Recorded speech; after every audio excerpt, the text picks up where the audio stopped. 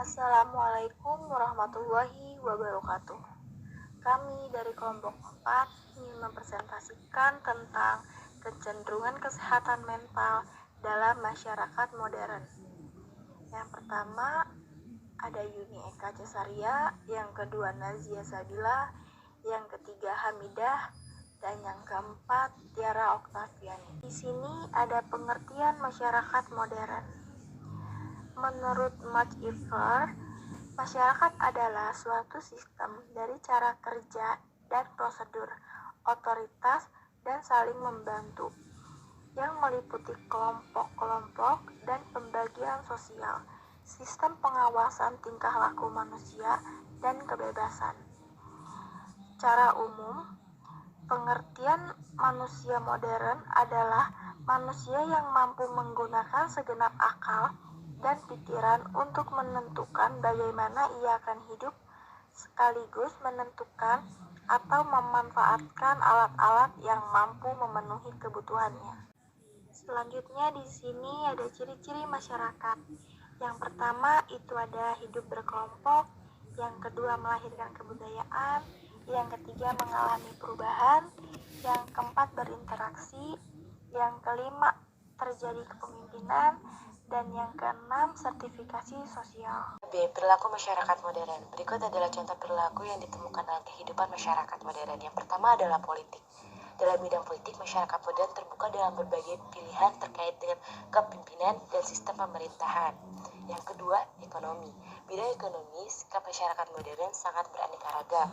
Misalnya jenis lapangan pekerjaan, masyarakat modern tidak hanya berpikir bahwa bekerja itu hanya di kantor saja, akan tetapi bisa bekerja di rumah atau di luar rumah dan di mana saja. Yang ketiga, praktis. Kehidupan masyarakat modern berpegang teguh pada hal-hal yang menunjukkan kecepatan beraktivitas. Segalanya harus sesuai dengan porsinya dan waktu yang pas agar tidak waktu yang terbuang-buang. Yang keempat, rasional. Bagi karakteristik masyarakat modern, setiap permasalahan memiliki jalan pemecahan yang logis, ilmiah, dan rasional. Yang kelima, perspektif dan peka pada lingkungan. Masyarakat dengan pemikiran yang modern akan memiliki sikap perspektif atau selalu ingin tahu dan mempertanyakan segala hal, seperti memiliki kemampuan sensitif atau peka terhadap lingkungan. Yang keenam, hormati HAM. Masyarakat modern memiliki karakter yang sangat mempengaruhi hak asasi manusia dengan tidak ikut campur dalam kehidupan permasalahan atau pilihan orang lain menjadi cara paling sederhana yang dilakukan oleh masyarakat modern. Yang ketujuh, pengendalian impact. Ilmu pengetahuan dan teknologi menjadi fondasi kokoh yang membentuk masyarakat modern pada saat ini. Yang kedelapan, berpikir strategi. Sifat masyarakat modern lainnya yang turut menjadi karakter kuat adalah bagaimana segala hal telah mengalami proses perencanaan yang matang. Yang kesembilan, netralisasi efektif. Masyarakat modern cenderung memiliki sifat netral dan acuh terhadap semua permasalahan, asalkan tidak menyinggung hal-hal pribadi seseorang. Yang terakhir 10, universalisme. Karakter universalisme ini cenderung membuat masyarakat modern apabila melihat sesuatu yang tabu atau baru di masyarakat sebagai sesuatu yang biasa saja, tidak dilihat secara berlebihan. Hal tersebut disebabkan oleh daya nalar yang dipadukan dengan penguasaan ilmu. Baik, selanjutnya C. Menurut Inggris 1964 adalah 15 prinsip yang harus diperhatikan untuk memahami kesehatan mental. Prinsip ini gunanya adalah upaya memelihara dan meningkatkan kesehatan mental serta mencegah terhadap gangguan-gangguan mental. Salah satunya adalah 1. Prinsip yang didasarkan atas sifat manusia meliputi A. Kesehatan dan penyesuaian mental memerlukan atau bagaimana tidak terlepas dari kesehatan fisik dan integrasi organisme. B. Untuk memelihara kesehatan mental dan penyesuaian yang baik, perlu manusia harus sesuai dengan sifat manusia sebagai pribadi yang bermoral, intelektual, religius, emosional, dan sosial. C. Kesehatan dan penyesuaian mental memerlukan integrasi dan pengendalian diri yang meliputi pengendalian pemikiran, imajinasi, hasrat, emosi, dan perilaku. D. Dalam pencapaian dan khusus memelihara kesehatan dan penyesuaian mental memerlukan pengetahuan tentang diri sendiri merupakan suatu keharusan. E. Kesehatan mental memerlukan konsep diri yang sehat yang meliputi permainan diri dan usaha yang realistis terhadap status atau harga diri sendiri. Selanjutnya, prinsip yang didasarkan pada hubungan manusia dengan lingkungannya yaitu meliputi kesehatan dan penyesuaian mental tergantung kepada hubungan interpersonal yang sehat, khususnya di dalam kehidupan keluarga. Penyesuaian yang baik dan kedamaian pikiran tergantung kepada kecukupan dalam keputusan kerja. Kesehatan dan penyesuaian mental memerlukan sikap yang realistis, yaitu menerima realitas tanpa distorsi dan objektif. Selanjutnya, prinsip yang didasarkan atas hubungan manusia dengan Tuhan meliputi stabilitas mental, memerlukan seseorang mengembangkan kesadaran atas realitas terbesar daripada dirinya yang menjadi tempat bergantung kepada setiap tindakan yang fundamental. Kesehatan mental dan ketenangan hati merupakan hubungan yang konstan antara manusia dengan Tuhannya. Selanjutnya, kesehatan mental masyarakat modern. Yang pertama, kecenderungan kesehatan mental masyarakat modern. Kehidupan yang berorientasi kepada kemajuan dalam bidang material atau pemenuhan kebutuhan biologis telah menelantarkan selera empiris manusia, sehingga terjadi pemiskinan rohania dalam dirinya. Dalam suatu penelitian, terdapat masyarakat barat dikemukakan bahwa akibat sampingan dari gaya hidup modern, seperti di negara-negara industri adalah munculnya berbagai problem sosial dan personal yang cukup kompleks. Problem tersebut seperti ketegangan fisik dan psikis, kehidupan yang serba rumit, kekhawatiran atau kecemasan akan masa depan, makin tidak manusiawinya hubungan antar individu, rasa terasing dari anggota keluarga dan anggota masyarakat lainnya, renggangnya tali hubungan kekeluargaan, terjadinya penyimpangan moral dan sistem nilai, serta hilangnya identitas diri. Ernaldi Bahar, Republika 25 September tahun 1995 mengemukakan bahwa gangguan jiwa merupakan gambaran khas sebuah kota metropolitan yang diperkirakan angkanya akan semakin membesar setiap tahunnya. Perkembangan metropolitan yang cepat, lengkap dengan berbagai masalahnya, sering tak mampu diadaptasi masyarakat dengan baik, sehingga memicu timbulnya ketegangan dalam kaitannya dengan faktor pemicu stres atau stresor yang menyebabkan gangguan kesehatan jiwa. Menurut Ernaldi adalah sebagai berikut.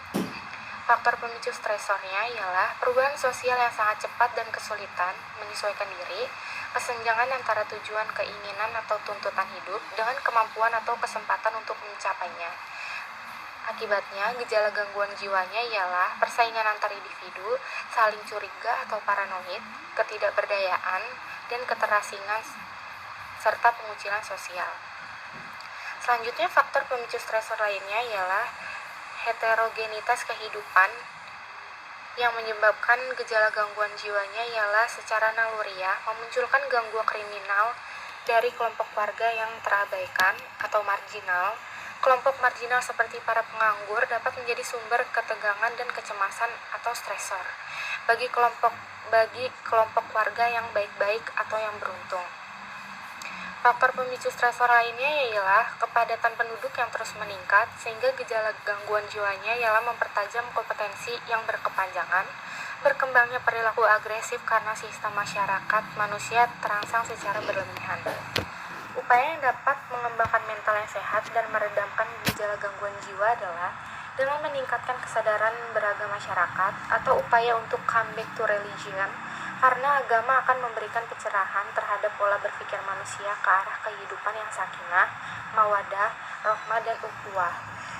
Sehingga manusia akan terhindar dari sifat-sifat individualistik, nafsu eksploitatif, borjuistik, dan materialistik yang menjadi pemicu munculnya malapetaka kehidupan di muka bumi ini. Lalu dari saya, Yuneka Cesaria, akan menjelaskan dampak gaya hidup modern terhadap kesehatan mental anak dan remaja. Masalah kesehatan mental yang sering dialami anak-anak dan remaja diantaranya ada depresi, rasa cemas, hiperaktif, dan gangguan makan. Menurut William G. Wagner 1996, melaporkan tentang gambaran kehidupan mental remaja di Amerika Serikat, yaitu bahwa remaja pada tahun 1990-an diimplikasikan sebagai periode helpless, yaitu periode tak berdaya. sehingga mengurangi harapan masa depan bagi dirinya sendiri maupun masyarakat. Disebut periode tersebut karena menyimak beberapa laporan tentang banyaknya remaja yang akrab dengan alkohol dan obat-obatan terlarang, senjata yang berkaitan dengan kematian, lalu hubungan seksual yang menyebabkan penyakit HIV. Ada pula indikator masalah kesehatan mental pada anak dan remaja, dibagi menjadi dua, yaitu gangguan perasaan. Nah, gangguan perasaan ini ada perasaan sedih dan tak berdaya, seperti tadi helpless, lalu sering marah-marah atau bereaksi yang berlebihan terhadap sesuatu. Perasaan tak berharga, perasaan takut, cemas, dan khawatir yang berlebihan, kurang bisa berkonsentrasi, merasa bahwa kehidupan ini sangat berat, dan perasaan pesimis menghadapi masa depan. Lalu ada gangguan perilaku. Gangguan perilaku ini seperti mengkonsumsi alkohol dan obat-obatan terlarang, suka mengganggu hak-hak orang lain atau melanggar hukum. Lalu melakukan sesuatu perbuatan yang dapat mengancam kehidupannya, secara kontinu melakukan diet atau memiliki obsesi untuk memiliki tubuh yang langsing, menghindari dari persahabatan atau senang hidup menyendiri. Lalu ada penyebab masalah kesehatan mental pada anak dan remaja. Penyebab ini dibagi menjadi 3 faktor, yaitu faktor biologis, seperti genetika, ketidakseimbangan kimiawi dalam tubuh, menderita penyakit kronis, dan kerusakan sistem saraf pusat. Lalu faktor fisiologis, yaitu frustasi, kayak tadi merasa kecewa, sedih karena tidak memiliki wajah yang cantik dan postur tubuh yang ideal. Lalu faktor lingkungan. Yang ketiga itu faktor lingkungan.